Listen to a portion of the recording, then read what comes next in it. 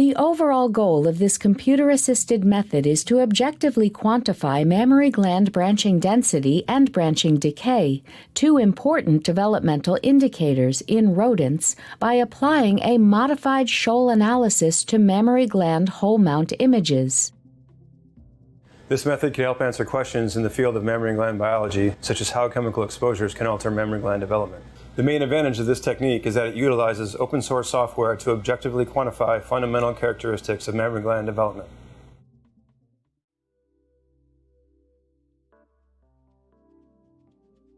For this procedure, have images of whole mounts showing the glandular epithelium at a fixed magnification.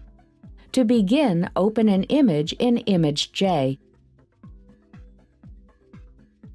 Next, select the Freehand tool. Trace around the glandular epithelium and clear the surrounding area. Then trace around the lymph node and remove this part of the image with the Cut command. If the background of the image is black, it must be converted to white. Click Edit, then Options, then Colors. In the dialog box, select white from the drop-down menu of the background options. Although the background may remain black, it will be treated as white when processing the image.